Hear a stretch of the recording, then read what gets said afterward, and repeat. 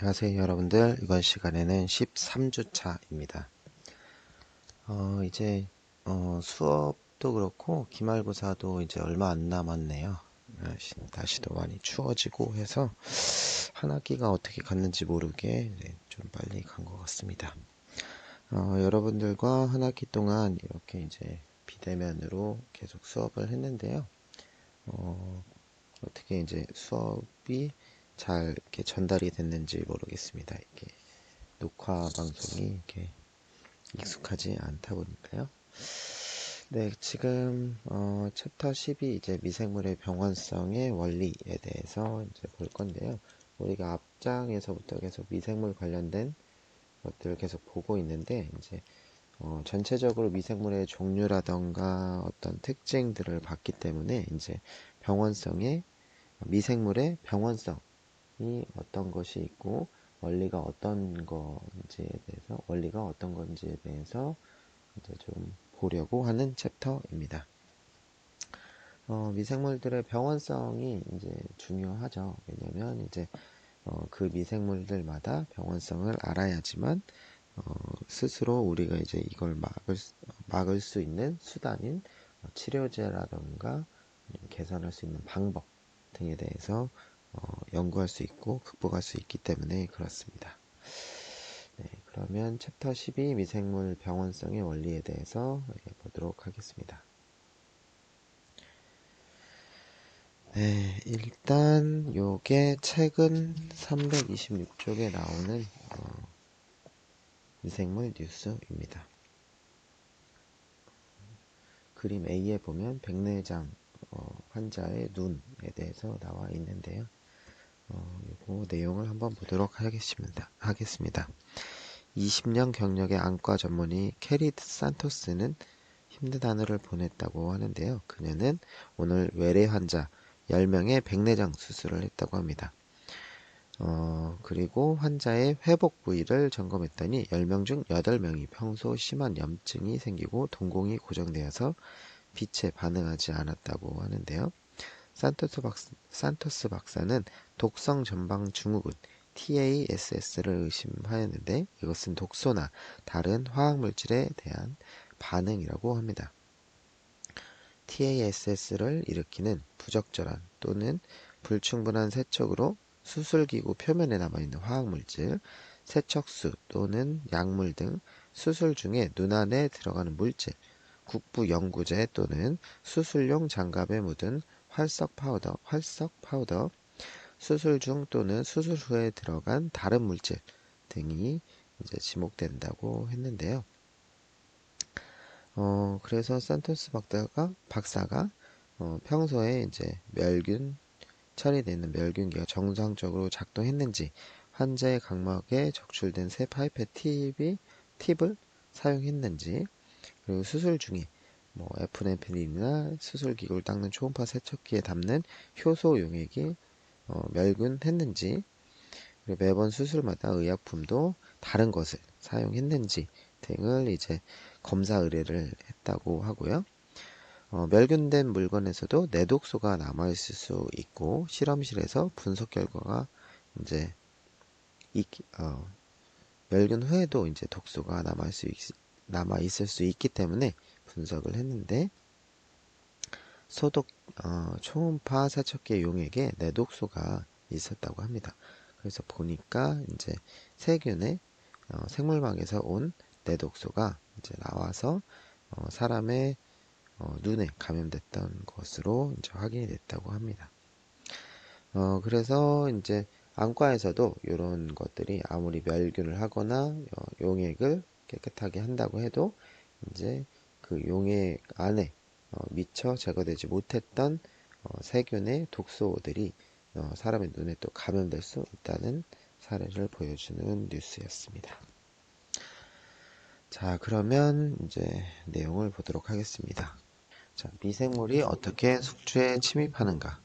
질병을 일으키려면 대부분의 병원체가 숙주에 접근하고 숙주 조직에 부착하고 숙주 방어를 뚫거나 피하고 숙주 조직에 손상을 주어야 합니다.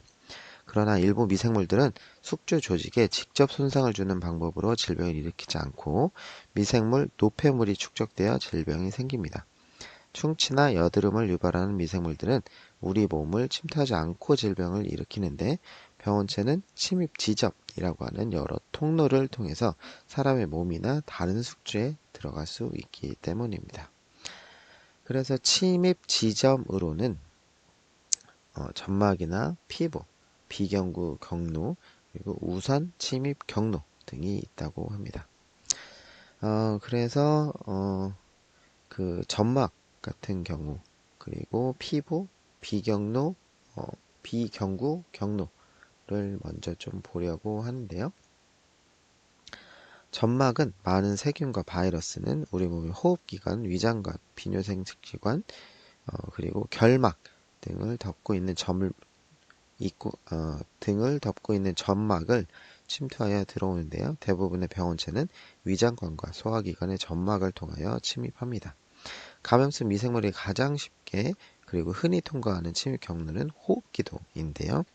미생물은 미세한 물방울이나 먼지 입자 속에 포함되어 코나 입으로 흡입되고 감기, 폐렴, 결핵, 인플루엔자, 홍역 등이 흔히 호흡 감염을 일으키는 병이 되겠습니다. 미생물은 음식이나 물 또는 오염된 손을 통해서 위장관에 접근할 수 있고 이 경로를 통해서 대부분의 미생물은 위에서 염산과 분해 요소에 의해서 파괴되거나 소장에서 담즙과 분해 요소에 의해서 파괴가 되는데 여기서 살아남는 미생물들이 질병을 일으킵니다. 그래서 이 미생물 병원체들은 대변으로 빠져나와서 오염된 물, 음식 또는 손을 통해서 다른 사람에게 전파도 될 수가 있겠습니다. 비뇨생殖기관은 성적 접촉으로 전염되는 병원체의 침입 경로인데요.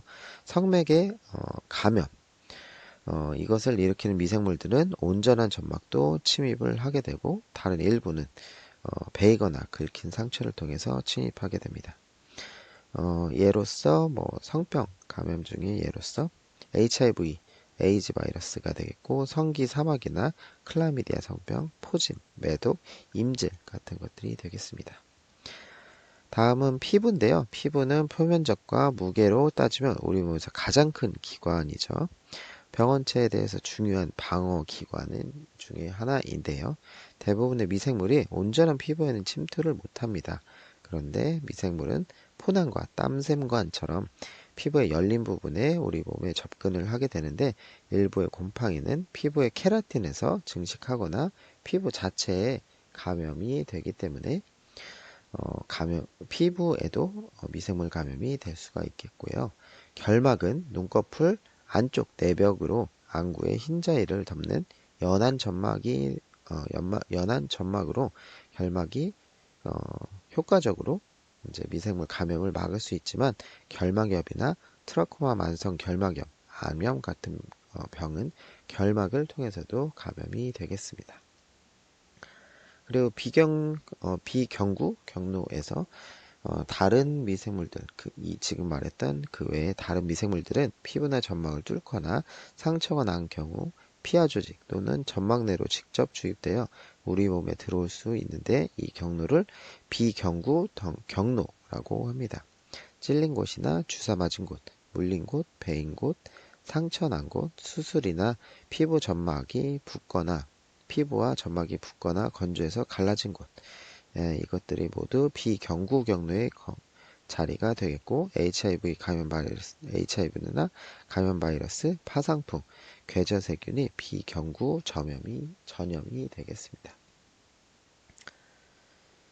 네, 그리고 이제 우선 침입 지점에 대해서 나오는데 미생물이 우리 몸에 들어오더라도 반드시 병을 일으키는 게 아니기 때문에 발병은 여러 가지 요인이 달려 있고요. 침입 지점은 단지 그 중에 한 요인입니다.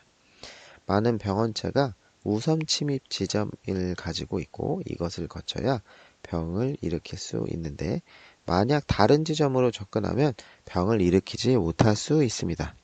예를 들어서 장티푸스 세균인 사모넬라 타이피는 삼켜지는 것이 우선 경로인데 이 경우에 병의 모든 징후와 증상이 나타납니다. 반면 같은 세균의 같은 세균을 피부에 문지르면 미약한 염증 외에는 아무런 증상이 나타나지가 않습니다. 연쇄상 고균의 우선 경로인 흡입으로 들어올 때 폐렴을 일으키지만 삼켜졌을 때는 대체로 병의 징후나 증상을 보이지가 않습니다. 그리고 흑사병을 일으키는 예시니아 어, 페스티스와 탄저병 원인인 바실러스 엔시러시스는 이 같은 일부 병원체들은 하나 이상의 침입 지점을 거쳐서 병을 일으킬 수 있고, 흔히 접하는 병원체 우선 침입 지점이 뒤에 나오는 표에 12-1에 열거가 되어 있으니까 표를 또 같이 보도록 하겠습니다. 그리고 침입 미생물의 숫자에 대해서 어떻게 우리가 볼 수 있는지 보겠습니다. 미생물이 들어오면 우리 몸의 방어 체계가 이제 이것을 막지만 많은 수의 미생물이 들어온다면 질병을 일으킬 수가 있습니다. 병이 생길 가능성은 병원체의 숫자가 많을수록 증가할 수밖에 없는데요. 특정 미생물의 독성은 흔히 ID50, 50%의 표본 집단을 감염시키는 데 필요한 미생물의 양이라고 표시를 하는데 이렇게 쓸 수 있습니다. ID50.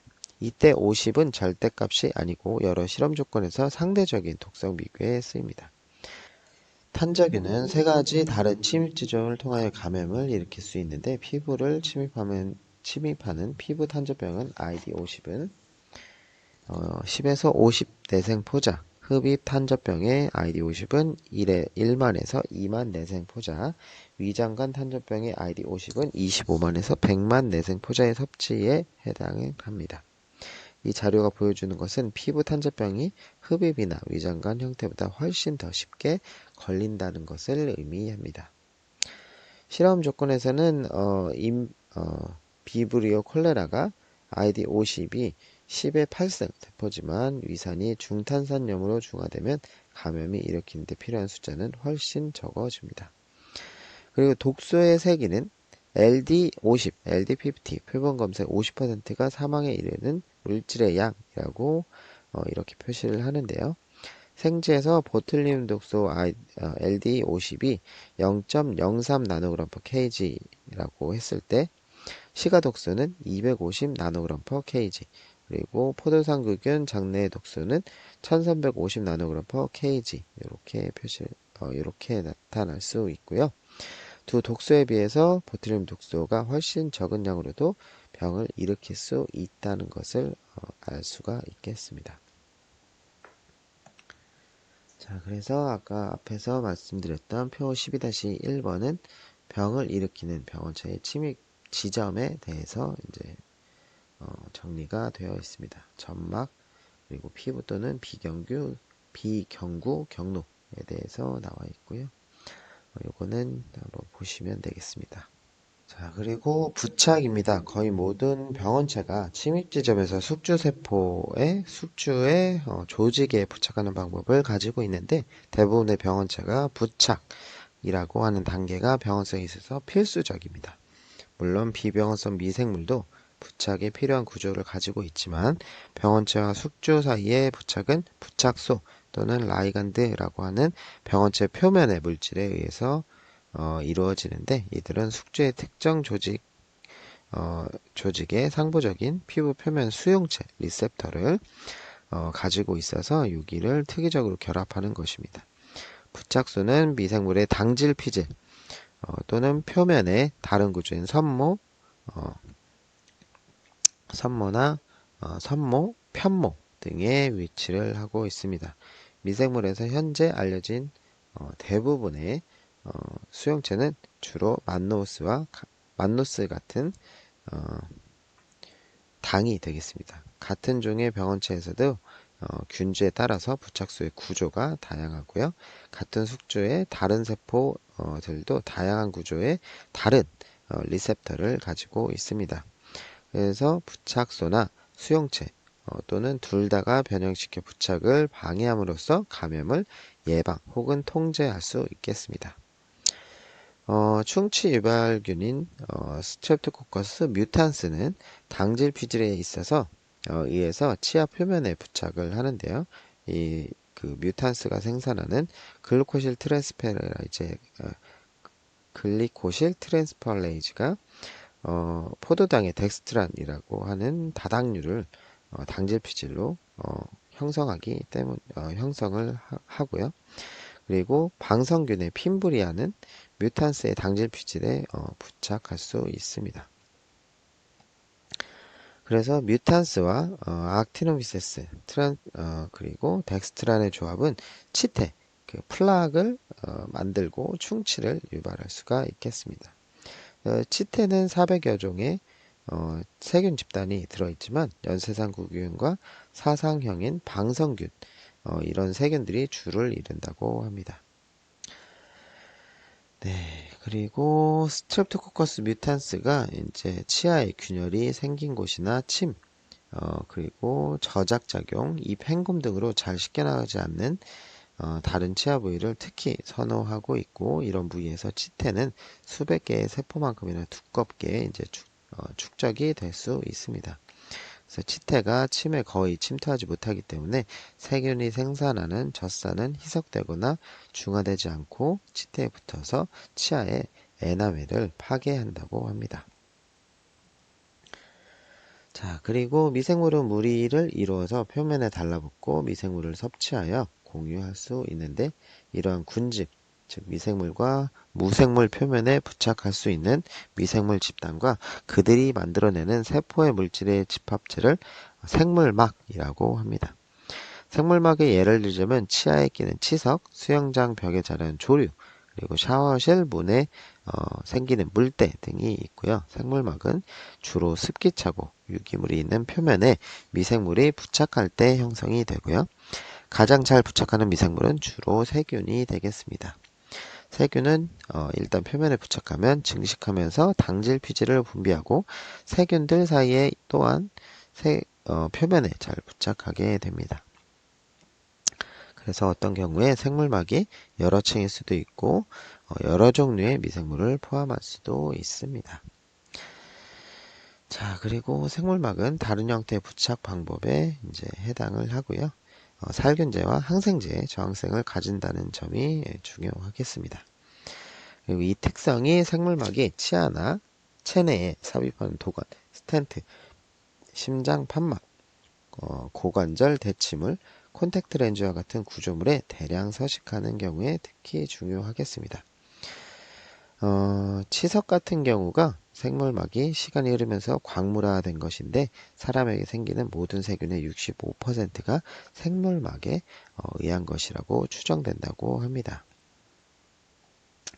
그리고 위장관 질병을 일으키는 대장균의 장병원성 균주는 소장의 특정 부분에 있는 특정 세포에만 부착하는 핀브리아의 부착소를 가지고 있고, 이질균과 이콜라이는 부착 후에 수용체 맥의 세포 내 도입을 유도하여 숙주세포에 들어가 증식하게 됩니다. 자, 그림 12-1번에는 이제 부착의 그림이 나와 있는데요. 부착소와 리간드, 리셉터라고 하는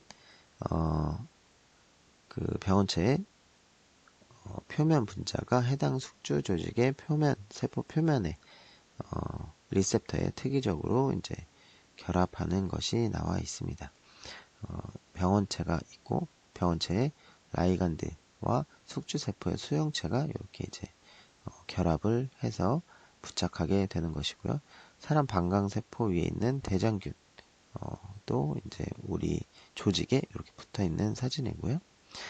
그리고 사람 피부에 이건 피부인데 피부에 부착한 보라색이 이제 또 세균이 부착한 사진이 되겠습니다. 자, 이것은 이제 시겔라균인데요. 장벽에 이제 침입해서 붙어 있는 사진이라고 합니다. 전자현미경 사진이고요. 네, 장세포에 이제 시겔라균이 시겔라 박테리아가 세균이 붙어 있는 사진이 되겠습니다. 자, 그러면 병원성 세균이 숙주 방어를 어떻게 뚫고 들어가는지에 대해서 또 보도록 하겠습니다. 일부 병원체들은 이제 조직 표면에 손상을 유발하지만 대부분은 조직을 침투해만 병을 일으킬 수가 있습니다. 그리고 이제 세균이 숙주를 침입하는 능력에 여러 가지 요인이 있는데 이것에 대해서 보도록 하겠습니다. 첫 번째는 현막이고요. 세균들이 당질 피지를 만들어서 세포벽을 둘러싸는 현막을 형성하는데 이로 인해서 독성이 증가하게 됩니다. 현막은 숙주의 방어책인 식작용에 저항을 할 수가 있기 때문인데요. 식작용은 우리 몸의 특정 세포들이 미생물을 삼켜 분해하는 과정이 되겠습니다. 필요 없는 혹은 세균들이 들어왔을 때 탐식하는 작용인데요. 현막의 화학적 특성 때문에 식작용이 세균을 부착하지 못하게 되고, 그래 우리 몸에서 현막에 대한 항체를 만들어지기 때문에 항체가 현막 표면에 결합하면 현막으로 둘러싸인 세균은 쉽게 식작용으로 분해가 됩니다. 다당류 현막으로 독성을 가진 세균으로는 폐렴 연쇄상구균, 그리고 인플루엔자 강균, 탄저균 이런 것들이 있고요. 현막을 가진 균주는 독성이 있으나 현막이 없는 균주는 식작용에 취약해서 무독성이 되겠습니다. 그래서 독성과 연관된 현막을 가지는 세균들이 독성이 좀 더 세다고 보면 되겠습니다. 근데 이제 현막이 독성의 유일한 원인은 아니고 많은 비병원성 세균들도 현막을 가지고 있고요.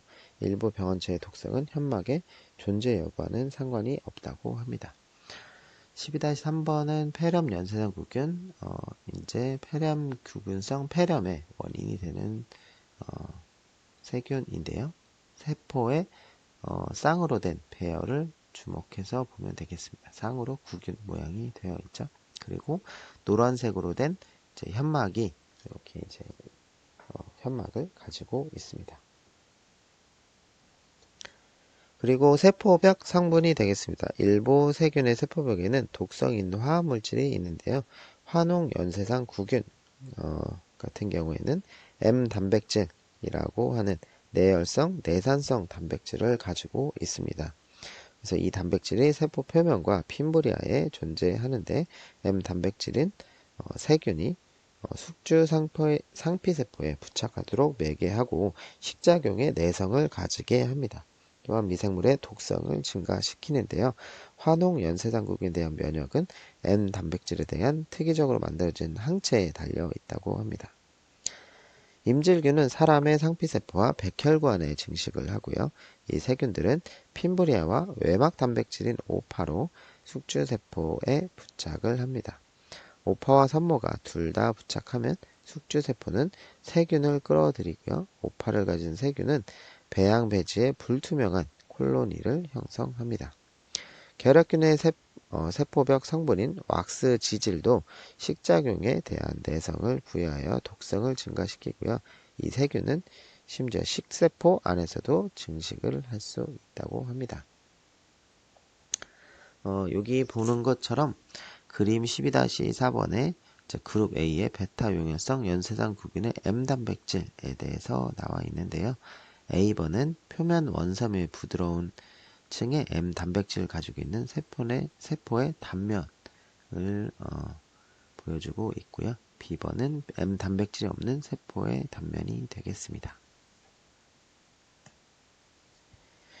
그 다음에는 이제 효소입니다. 세균의 독성은 세포의 효소와 관련 물질의 작용에 의한 것인데요.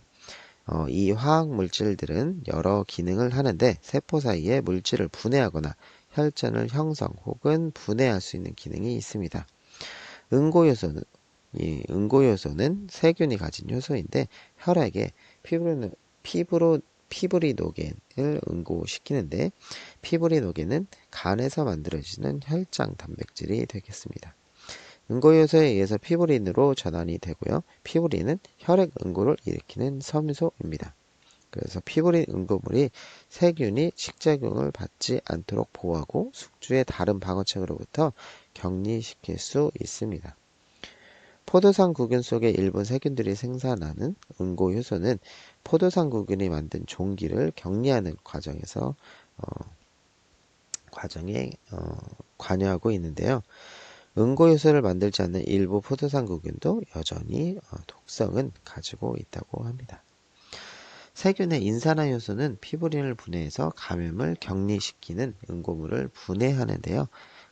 가장 잘 알려진 인산화 효소는 연쇄상 구균인 스트랩토코커스 파이로젠이 만드는 피브리노라이신, 피브리노라이신이 되겠고요. 다른 인산화 효소는 스타필로키나제, 이게 되겠는데 스타필로코커스 아우레우스가 만들어낸다고 합니다.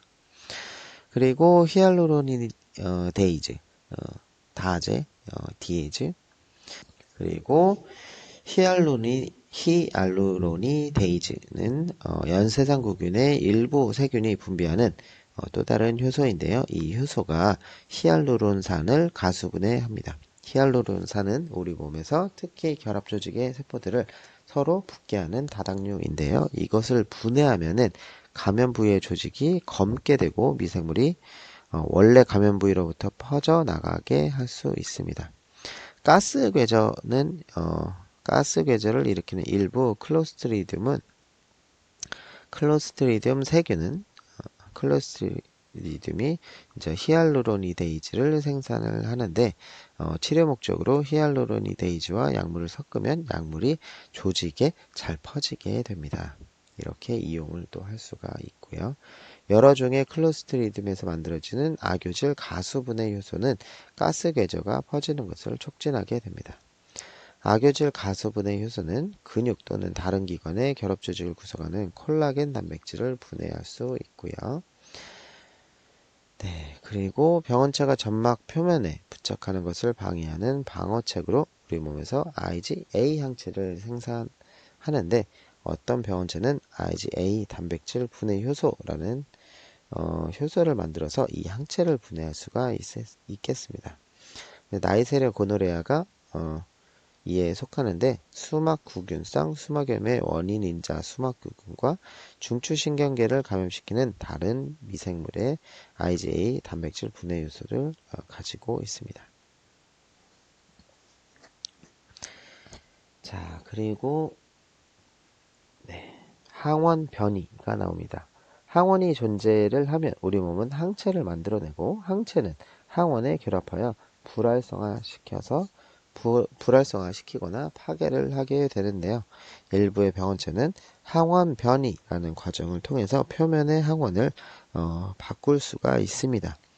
그래서 우리 몸이 어떤 병원체에 대해서 면역 반응을 일으킬 즈음에 병원체는 항원을 바꿔서 만들어진 항체에 영향을 받지 않는 경우가 있습니다.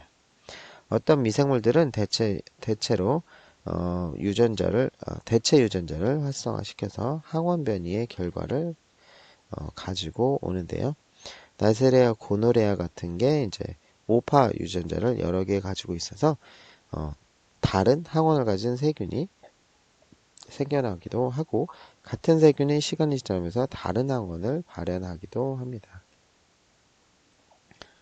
그리고 다양한 병원체가 항원 변이를 줄 수가 있는데 인플루엔자 원인균인 인플루엔자 바이러스와 임질의 원인균인 나이세리아 고노레아, 아프리카 파동 편모충 일으키는 감비아 파동 편모충이 이런 예외 경우가 되겠습니다. 12-5번에 보면 파동 편모충이 면역기를 피하는 방법에 대해서 나와 있는데요. A, B, C 개체군이 있는데 면역계에 의해서 완전히 제압이 되는데 다른 표면 항원을 가진 새로운 균이 이전의 개체균을 대체하고요.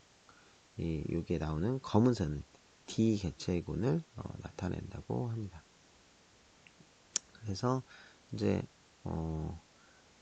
그 사람이 이제 면역력이 항체가 생겨서 이제 파동 편모충을 제압해야 되는데 이 파동 편모충은 자기의 표면 항원을 계속 이제 바꿔가지고 면역을 회피한다. 이제 이렇게 보시면 되겠습니다. 다음은 숙주의 세포 내 골격 침투가 되겠습니다. 앞서 이제 언급한 것처럼 미생물은 부착소를 이용해서 숙주세포에 부착하고요. 이러한 부착소와 숙주세포의 상호작용은 숙주세포 내에 신호를 작동하여 일부 세균이 들어올 수 있도록 하는 단백질을 활성화합니다. 이러한 작동 원리는 세포 내 골격에 의해서 제공이 되는데요. 진핵세포의 세포질은 복잡한 내부 골격을 가지고 있는데 이것은 미세섬유와 중간섬유, 미세소관이라고 하는 단백질로 구성이 됩니다. 세포 내 골격의 주요 요소는 액틴 단백질인데 일부 미생물들은 이것을 이용해서 숙주세포를 침투하거나 한 세포에서 나와서 다른 세포로 이동하게 됩니다. 살모넬라 균주와 이콜라이는 숙주세포 막에 접촉을 하는데요. 이로 인해서 접촉 지점의 막에서 큰 변화가 일어납니다. 이들 미생물은 인베이진이라고 하는 표면 단백질을 만들어서 주변의 액틴 섬유를 재배열하는데요. 살모넬라 타이피뮤리움 같은 경우가 숙주세포에 접촉하면 인베이진에 의해서 세포막이 마치 단단한 표면에 물방울이 떨어져 튀는 듯한 모양을 보인다고 하는데요. 이 현상을 세포막 주름짓기라고 하는데 세포 내 골격의 붕괴로 인한 것이라고 합니다. 이것이 12-6번에 나오는데 주름잡기라고 해서 이렇게 나오는데 진짜로 주름처럼 이렇게 생겼죠. 이렇게 이제 된다고 합니다. 그리고 숙주 안으로 들어오면 시겔라나 리스테리아 같은 세균들은 액틴을 이용해서 세포질로 이동하게 되고요. 그래서 다른 세포로도 이동을 이렇게 또 하고 있고요. 이 세균들이 세포 간의 수송체계의 한 부분인 막의 연접에도 접촉을 한다고 합니다. 이 경우에 연접을 이어주는 카데린이라고 하는 단백질을 이용하여 이 세포에서 저 세포로 이동할 수 있도록 되는 것입니다. 그리고 병원성 세균이 숙주세포를 어떻게 손상시키는가에 대해서 나오는데요. 미생물이 숙주 조직을 침범할 때 식세포와 이제 마주하게 되는데 이 식세포가 침입 미생물을 성공적으로 파괴하면 숙주세포의 손상이 가해지지 않고요. 근데 이제 병원체가 숙주 방어를 무너뜨리면 이제 다음과 같은 네 가지 방법으로 숙주세포에 손상을 줄 수가 있습니다. 첫 번째로는 숙주의 영양소를 이용함으로써 하는 것이고, 두 번째는 침입 부위 바로 주변에 직접 손상을 가함. 그리고 세 번째는 독소를 분비해서 독소가 혈액과 림프를 통해서 침입 부위에서 멀리 떨어진 조직에 손상시키는 것. 네 번째는 과민성 반응으로 유도하는 것인데요. 일단은 첫 번째가 이제 숙주의 영양소를 이용하는 것인데, 시더로포어. 이게 철분은 보통 대부분의 병원성 세균이 증식하는 데 필요한데요.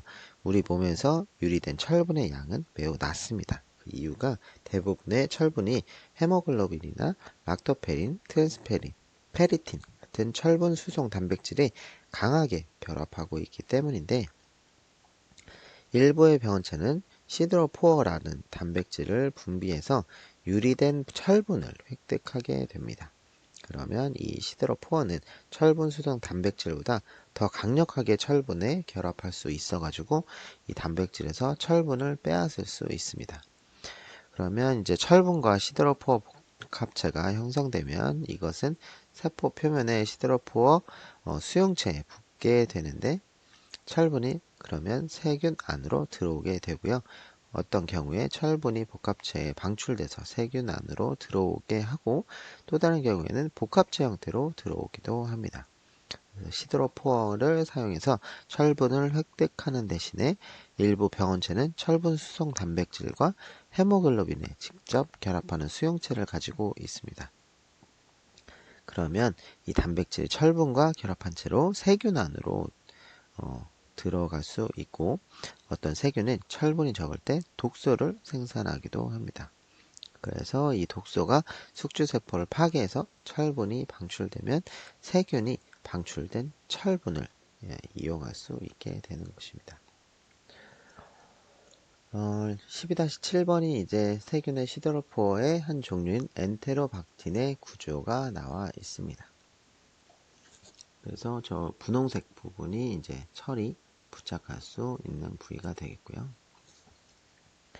그리고 직접 손상이 있습니다. 이제 병원체가 숙주세포에 부착하면 숙주세포의 영양소를 사용하고 노폐물을 내보내기 때문에 직접 손상을 가할 수 있습니다. 병원체가 숙주 안으로 대사작용을 하고 증식하면 숙주세포는 대부분 파열됩니다. 많은 바이러스와 세포내 세균, 원생동물, 이것들은 숙주세포 안에서 증식하는데 세포가 파열될 때 방출이 됩니다. 방출된 이후에는 병원체가 다른 조직에 또 퍼질 수 있고요. 이콜라이, 시겔라, 살모넬라, 나이세리아 같은 세균들은 상피세포들의 식작용과 비슷한 과정으로 자신들을 삼키도록 유도하고요. 이 병원체들이 숙주세포를 거치면서 손상을 주고 식세포의 과정으로 숙주세포에서 나갈 수가 있습니다. 그리고 또 어떤 세균들은 효소를 방출하거나 자신의 운동성을 사용해서 숙주세포를 침투하는데 이러한 침투 방법은 그 자체로 세포에 손상을 줄 수가 있고요. 세균에 의한 대부분의 손상은 독소로 인하여 생긴다고 합니다. 독소의 생산, 다음은 독소의 생산인데요. 독소는 미생물이 만드는 유독한 물질이 되겠고요. 병원성을 유발하는 1차적인 요인이 됩니다. 미생물이 독소를 만드는 능력을 독소 생산성이라고 하고요. 혈액이나 림프로 수송된 독소는 심각한 때론 치명적인 결과를 초래할 수 있습니다. 그래서 어떤 독소는 열이나 심혈관 장애, 설사, 쇼크를 일으키고요. 독소는 단백질 합성을 저해하고 혈액세포와 혈관을 파괴하여 하며 경련을 일으켜 신경계를 교환하기도 합니다. 약 220개의 알려진 세균 독소 중에서 거의 40%는 진핵세포막에 손상을 주어 병을 일으키는데 독혈증은 혈액에 독소가 존재하는 상태를 의미하고요. 그리고 일반적으로 독소는 두 종류로 나뉘는데 미생물 세포에서 상대적 위치에 따라서 외독소와 내독소로 정해진다고 합니다.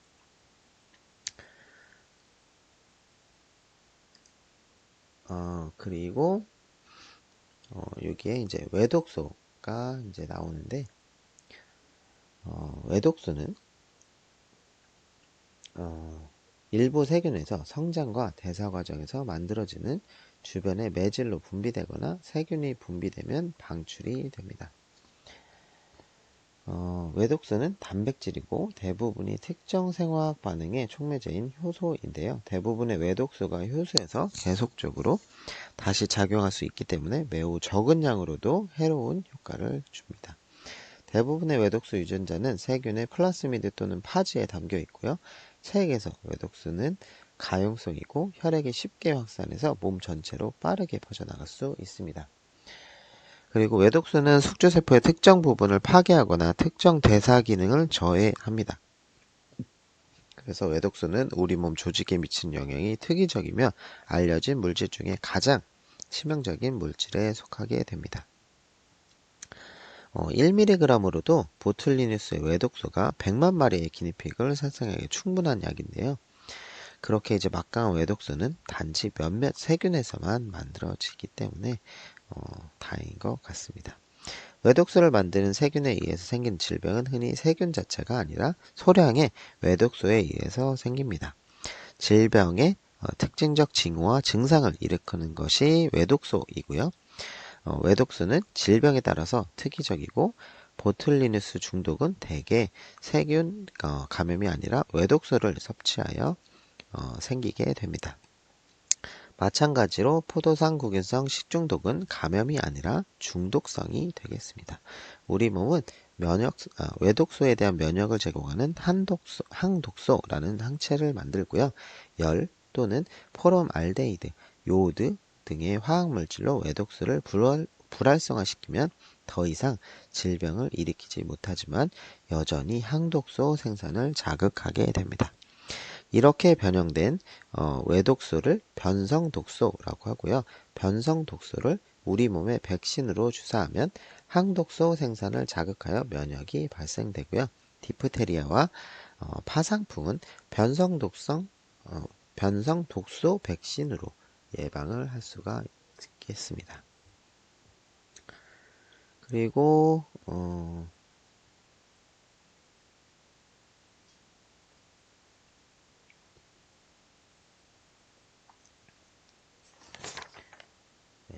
요게 12-8번 그림은 외독소와 내독소의 작용 원리에 대해서 나오는데요. 외독소 먼저 보면 외독소는 병원성 세균의 가장 흔하게 gram 양성 세균 안에 성장과 대사 과정 중에 만들어지는데요. 외독소가 지수 성장기 동안에 주변 배지에 이렇게 분비되는 것이 이제 그림에 나와 있습니다.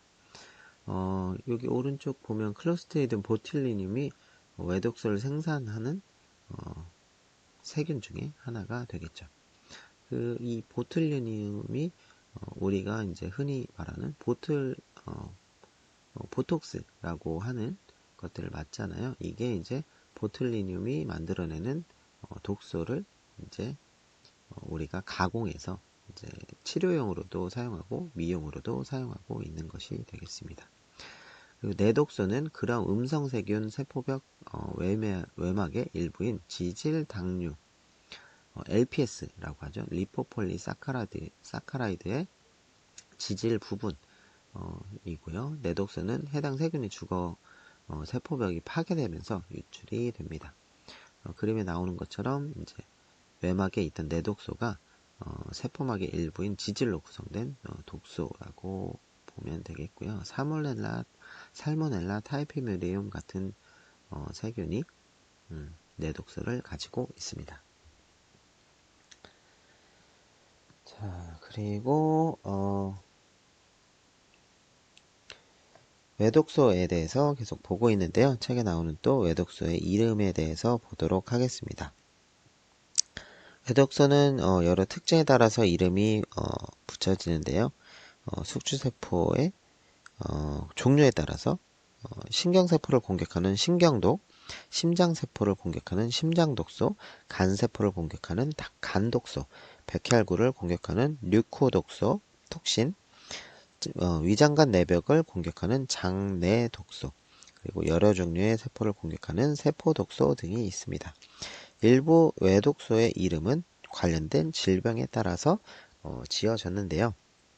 디프테리아 독소와 파상풍 독소가 그러한 이름이 되겠고요. 특정 외독소를 만드는 세균의 이름에 따라서 붙여진 보툴리늄 독소, 그리고 비브리오 장내 독소가 속한다고 합니다. 외독소의 종류는 구조와 기능에 따라서 세 종류로 나누는데 A, B 독소, 세포막 파괴 독소, 초항원 이렇게 나누게 됩니다. A, B 독소는 심도 있는 연구가 수행된 최초의 독소라고 하고요. A와 B로 표기되는 두 폴리펩타이드로 이루어져 있기 때문에 이에 따라 이름이 지어졌습니다. 대부분의 외독소가 A, B 독소이고 A 단위는 활성을 가지는 효소 부분, B는 부착 단위입니다. 그리고 이게 이제 AB 독소를 가지고 있는 게 디프테리아 독소인데 요게 12-19 그림이 AB 외독소라고 그림에 나와 있습니다.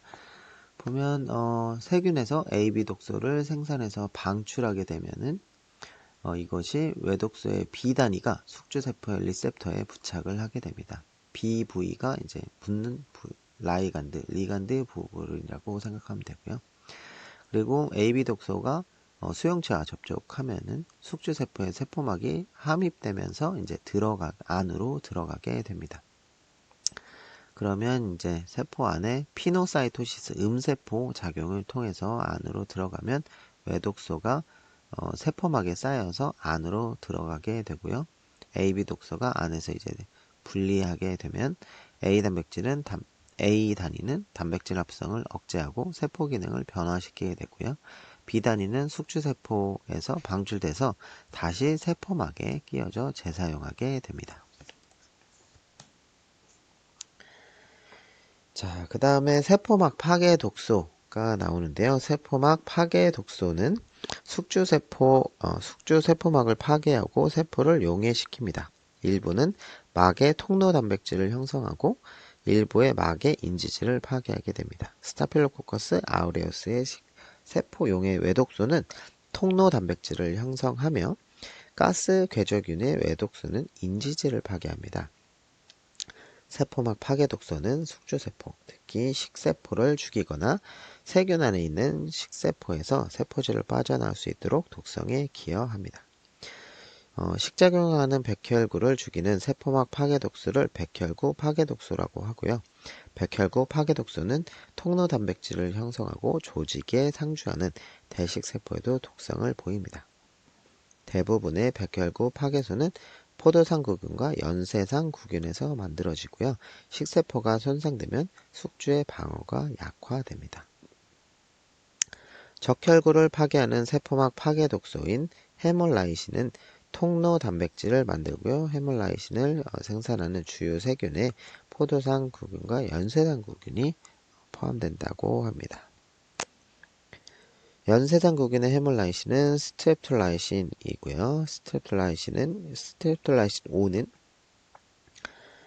공기 중 산소에 의해서 불활성화되기 때문에 이에 따라서 이렇게 이름이 붙여졌다고 합니다. 스트랩톨라이신 S는 산소가 있는 환경에서도 안정적인 거고요. 두 종류 모두가 적혈구뿐만 아니라 백혈구와 다른 세포에도 세포들도 용이할 수 있다고 합니다. 자, 그리고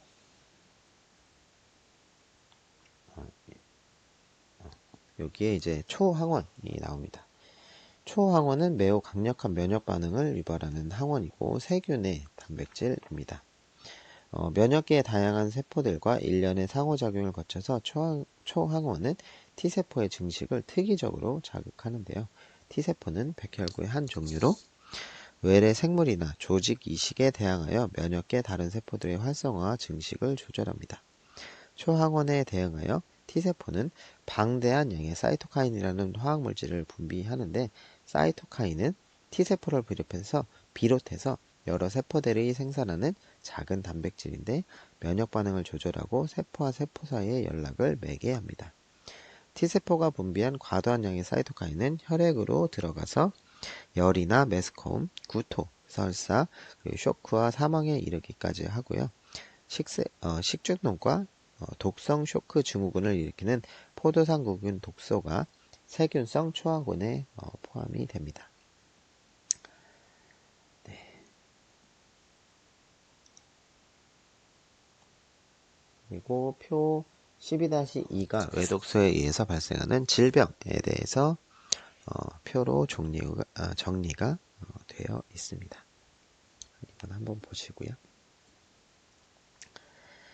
자, 그리고 책에는 유전자 독소가 나오는데 헤모필러스, 듀크레이, 그리고 헬리코박터 이런 것들이 이제 그런 음성 세균인 DNA에 그런 음성 세균은 DNA에 손상을 주는 유전자 독소를 만드는데 이 독소가 돌연 변이를 유발하고 세포 분열에 교란을 일으켜서 암을 일으킬 수도 있습니다.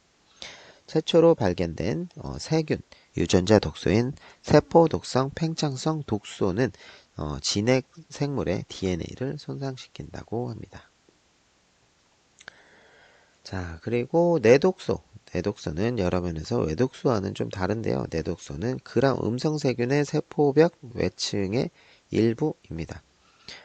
그래서 그런 음성세균은 세포벽에 펩티도글리칸 층을 쌓는 외막을 가지고 있다고 배웠는데 이 외막은 지질 단백질과 인지질, 지진, 다당류 이것으로 이루어지는데요. 지질 다당류인 LPS는 지질 부분인 지질 A 이것이 내독소이고요. 내독소는 지질 다당류면서 외독소는 단백질이 되겠습니다. 내독소는 그런 음성세균이 사멸하여 세포벽에 분해될 때 이제 방출된다고 앞에 그림에서도 봤는데 그런 음성세균이 일으키는 병을 치료하는 항생제는 세균 세포를 파괴하는데 이 과정에 내독소가 방출돼서 증상이 당장은 심해질 수 있지만 보통은 내독소가 분해되면서 증상이 개선됩니다. 내독소는 대식세포가 아주 많은 양의 사이토카인을 분비하도록 자극하는데 이 정도의 사이토카인은 독성을 가지게 됩니다. 모든 내독소는 미생물의 종에 관계없이 같은 세기는 아닐지라도 동일한 징후와 증상을 일으키게 됩니다.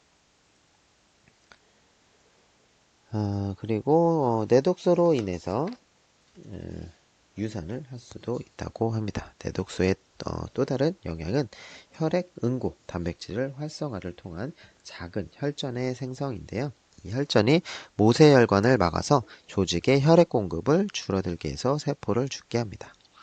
이 질환을 파종성 혈관 내 응고라고 하는데요. 그리고 내독소로 발생하는 열이 생기는 과정이 있는데 그러면 여기 PPT에는 표로 이제 좀 정리한 것이고 12-12 내독소와 발열 과정에 대해서 나오는 건데요. 대식세포가 일단은 그런 음성세균을 탐식하게 되면 세균이 F 안에서 분해가 됩니다. 그러면서 이제 독소들이 나오게 되죠. 그러면 내독소에 의해서 사이토카인들이 막 만들어지게 되고요. 대식세포에서 사이토카인이 이제 혈관 내로 이제 혈액으로 이제 흘러 들어가는 것이죠.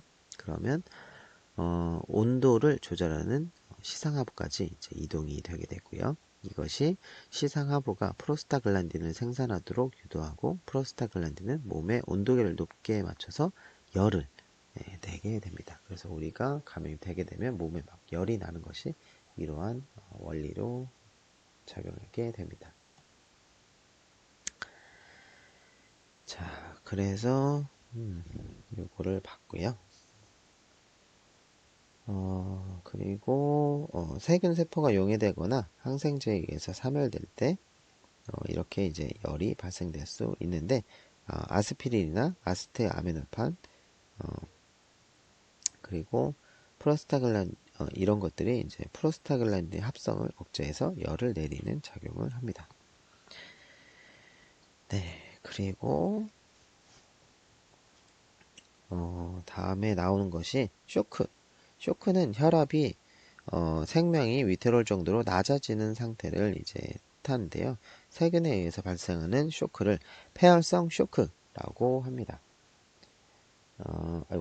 그리고 그람 음성세균은 내독성 쇼크를 일으키는데요. 열과 마찬가지로 내독소에 의한 쇼크도 대식세포의 사이토카인과 관련되어 있습니다. 대식세포가 그런 음성세균을 식작용으로 섭취하면 때로는 카케틴이라고 불리는 종양괴사인자 TNF를 분비하고요. TNF는 많은 조직에 결합하여 여러 방법으로 세포의 대사를 변경합니다. TNF가 모세혈관에 손상을 주어 투과성을 증가시키면 다량의 수분을 잃게 되고 그 결과 혈압이 낮아지고 쇼크가 오게 됩니다. 혈압이 떨어지면 신장, 폐, 위장관에 심각한 영향을 주고요. 또한 내척수에게 헤모필러스 인플루엔자 B 같은 그런 음성세균이 들어가면 IL-1과 TNF가 방출되게 됩니다.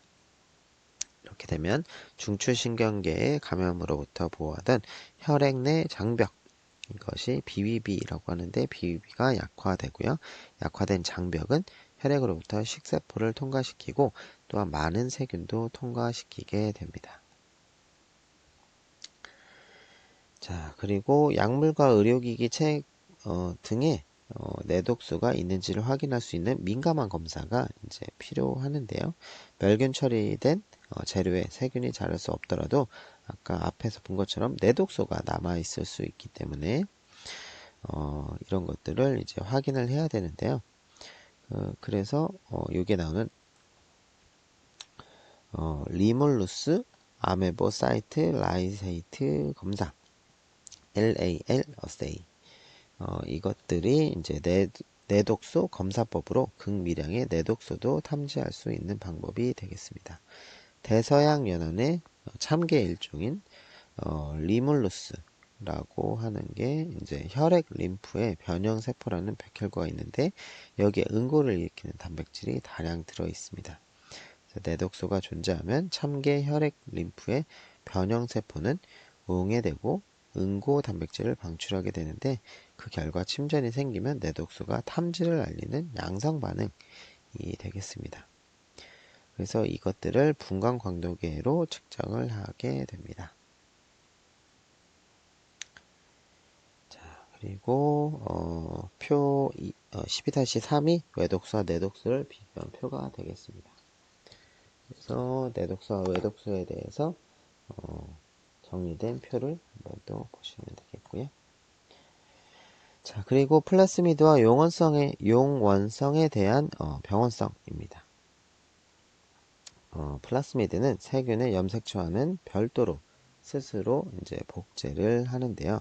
R형 인자라고 불리는 플라스미드 부류는 미생물의 항생제 내성을 부여하고요. 또 어떤 플라스미드는 미생물의 병원성을 결정하는 유전 정보를 담고 있습니다.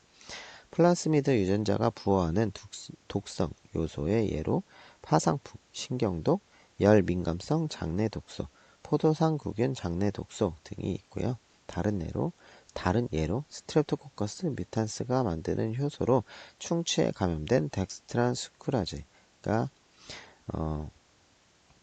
스타필로코커스 아우레우스가 만드는 부착수와 응고 효소, 그리고 이콜라이 병원성 숙주에 특이한 핀브리아가 있습니다.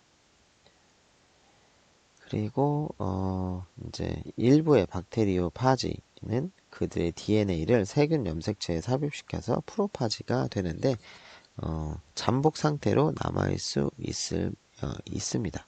그래서 이 같은 상태를 용원성이라고 하며 프로파지를 가진 세포를 용원성 세포라고 합니다. 용원성의 결과로 숙주 세균 세포와 그 자손 세포들은 박테리오파지 DNA에 부화된 새로운 형질을 가지게 되는데, 프로파지로 인한 미생물의 특징의 변화는 용원성 환원이라고 합니다. 용원성의 변환의 결과로 세균 세포는 동일한 종류의 파지 감염에 대해서 면역을 갖게 되고요. 일부 세균성 질병의 발생이 프로파지에 의해서 일어나기 때문에 용원성 세포는 의학적으로도 중요합니다.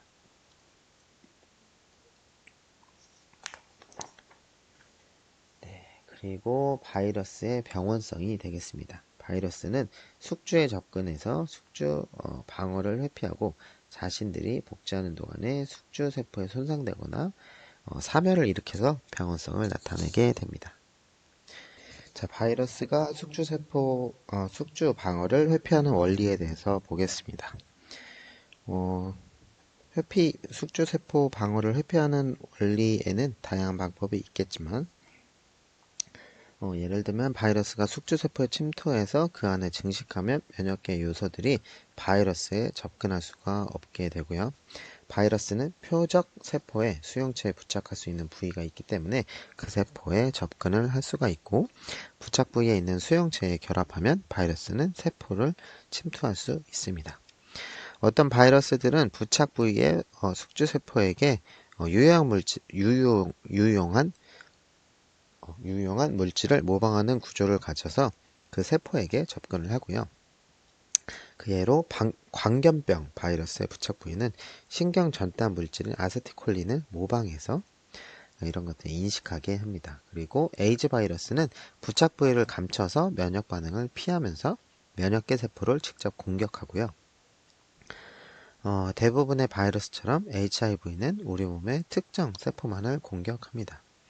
HIV가 공격하는 세포는 표면에 CD4라는 표지 단백질을 가지고 있는데, 이 대부분이 T세포라는 면역세포고, 그래서 T세포 면역세포가 손상이 되게 됩니다. 자, 그리고 세포 병변 효과가 되겠습니다. 동물 바이러스는 숙주세포에 감염되면 대개 세포를 죽이는데, 세포 사멸은 증식하는 바이러스가 많아져서 바이러스 단백질이 숙주세포의 투과성에 영향을 주어서, 또는 숙주세포의 DNA, RNA, 단백질 합성에 억제하여서 일어날 수가 있게 되겠습니다. 바이러스 감염의 가시적인 효과를 세포 병변 효과라고 하는데요. 세포 사멸에 이르는 세포 병변 효과를 세포 파괴성 효과라고 하고, 세포 사멸에 이르지 않는 손상을 주는 경우에는 세포 비파괴성 효과라고 합니다. 그래서 세포 병변 효과는 다양한 바이러스 감염을 진단하는 데 사용이 되고 있습니다. 일단은 바이러스, 그 세포 병변 효과는 바이러스의 바이러스에 따라서 다양한데요. 바이러스 감염 주기에서 세포 병변 효과가 일어나는 시점이 다른데 일부는 숙주세포에서 감염 초기에 병변 효과가 발생하고요. 다른 일부는 감염 후기에 병변 효과가 일어나지 않는다고 합니다. 다음은 이제 바이러스에 열거된 세포 병변 효과 중 한 가지 이상을 일으킨다고 하는데요. 첫 번째는 세포 파괴성 바이러스는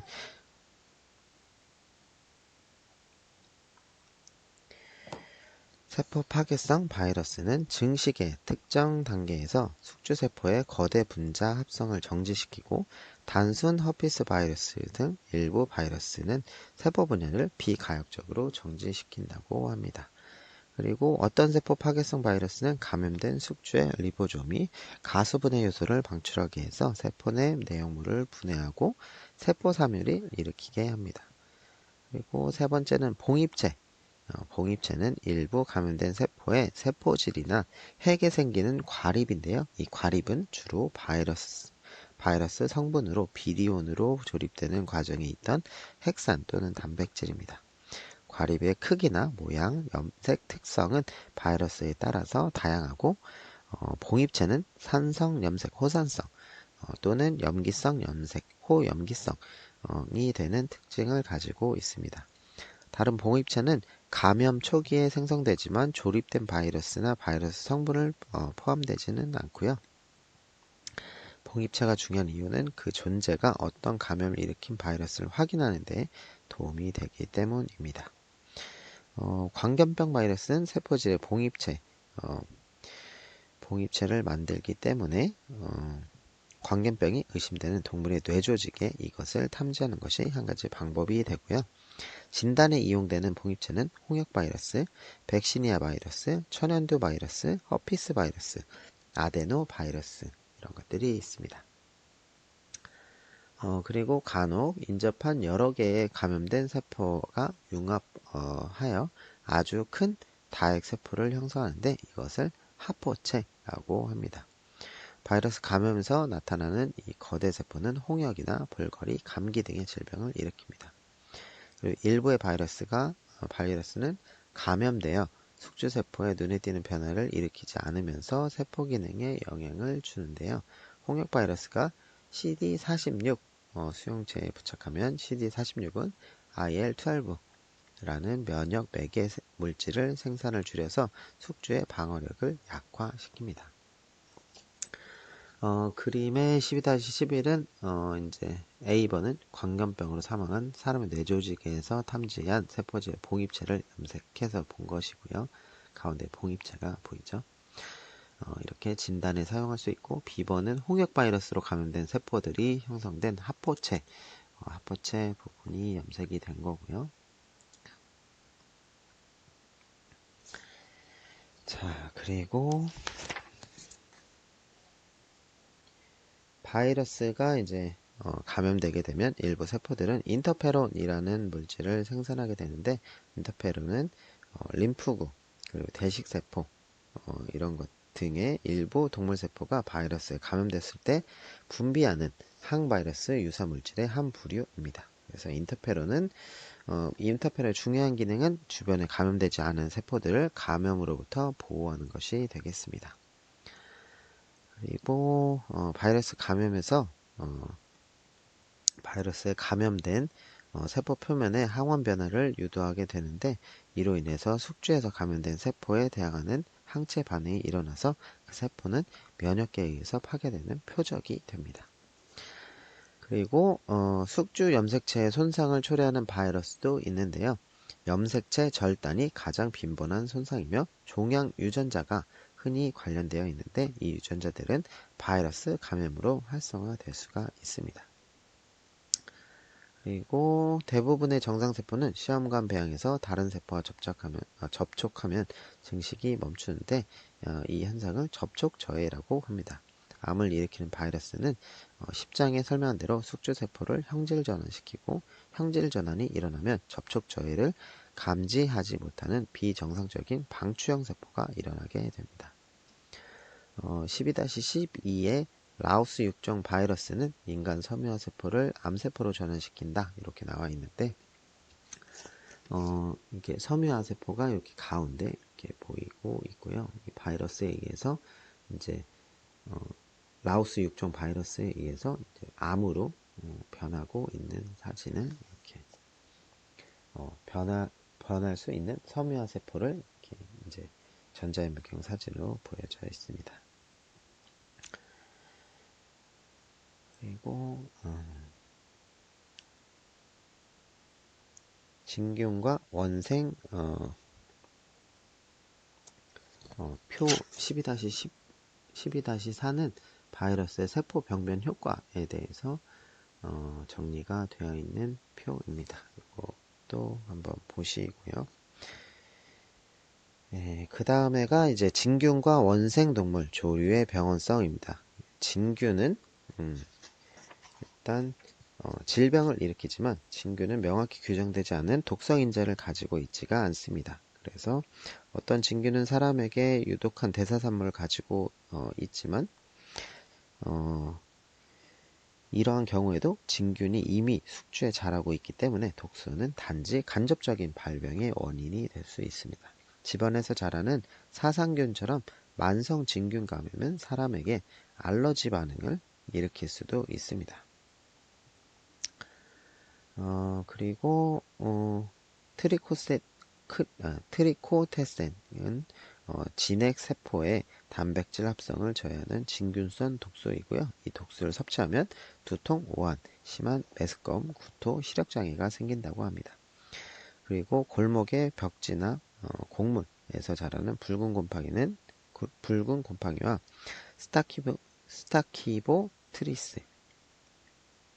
스타키보트리스의 에서 이제 이런 것들이 만들어진다고 합니다. 자, 그리고 여기 나오는 그 단백질 분해 요소를 만드는 캔디다, 그리고 백성균 같은 것들이 있고요. 그리고 이 효소는 숙주세포를 변형시켜서 진균이 부착할 수 있게 한다고 합니다. 그리고 현막을 만들어서 식세포의 내성을 가지게 하는 트립토코커스 같은 것들이 있고요. 그리고 맥각 중독증이라고 하는 질병은 중세시대 유럽에 흔히 나타나는데요. 곡물에서 자라는 식물 병원체에 의해서 이제 만들어진 독소에 의한 것이고 맥각 독소라고 하고요. 그리고 또 나오는 것이 이제 아플라톡신. 아플라톡신은 곡물이나 다른 식물에 자라는 진균들이 만들어내는 독소이고요. 발암성 물질이고, 그리고 이거를 섭취하면 인체에서 돌연변이 유발 물질로 바뀔 수가 있습니다. 그리고 미코톡신은 곰팡이가 만드는 독소이고요.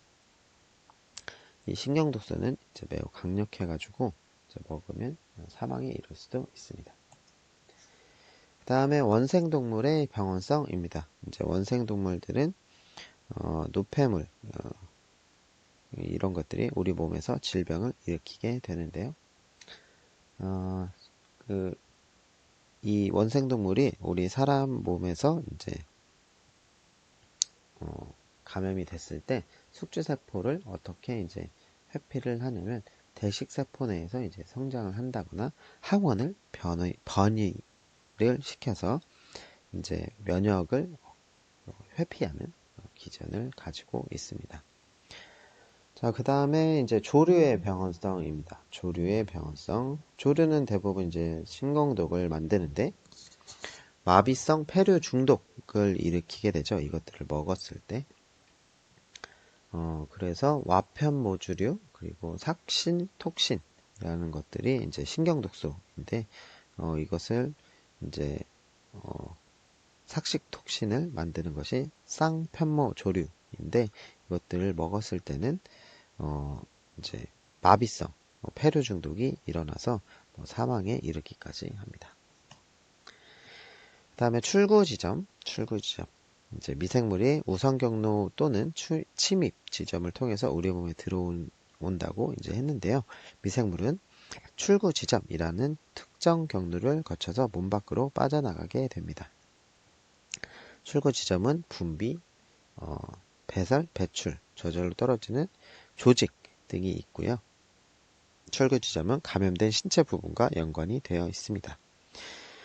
미생물은 결국 동일한 지점을 침입과 출구로 사용하게 되는데요. 병원체는 여러 출구 지점을 이용해서 병합한 숙주에서 다른 숙주로 이동하며 해당 집단 내에서 퍼질 수가 있습니다. 가장 흔한 출구 지점이 호흡기관 그리고 위장관이 되겠습니다. 그래서 호흡기관 기침이나 재채기 이를 통해서 이제 또 배출될 수 있고, 위장관 대변이나 타액을 통해서 그럴 수가 있겠습니다. 그리고 비뇨생식기관도 중요한 출구 경로인데 성맥의 감염의 원인이기 때문에 음경이나 질 분비물로 이제 되겠습니다. 이제 배출이 될 수 있겠습니다. 그리고 장티푸스나 브루셀라 병원체도 소변을 통해서도 이제 배출이 될 수 있습니다. 다음에 이제 피부 같은 경우 이런 것들이 될 수 있겠고, 그리고 이제 혈액을 통해서도 이제 배출이 될 수 있는데, 흡혈곤충이 빨아먹은 감염된 혈액이 다시 주입될 수 있기 때문에 이를 통해서도 이제 배출이 될 수 있겠습니다. 그리고 그 감염도 될 수 있고요. 자, 이렇게 이제 많은 경로를 통해서 미생물들이 이제 병원성을 가지게 되는 기작을 살펴봤습니다. 여기서 12-13의 병원성의 원리에 대해서 보면 침입 지점, 점막이나 피부, 비경부 경로를 통해서 이렇게 침입할 수가 있고, 결국 이런 미생물들이 부착이나 미생물 수에 의해서 감염이 되면 숙주 방어를 통과하거나 회피하는 기전을 가지고 숙주세포에 이제 손상을 입히게 됩니다. 그리고 결국 출구 지점을 통해서 이제 배출되거나 또 다른 세포로 감염이 될 수 있겠습니다. 네, 이렇게 이제 미생물 병원성의 원리에 대해서 이제 또 봤고요. 여러 경로에 의해서 우리는 미생물에 감염되고 또 전파가 되고 있는데, 이런 것들을 이제 잘 알면 또 이제 예방하거나 치료하는 데 도움이 될 수 있으니까 잘 알아두면 좋을 것 같습니다. 자, 그러면 또 학습 개요나 학습 질문 같은 것도 같이 공부를 해보시고요. 네, 이번 시간에도 수고하셨습니다.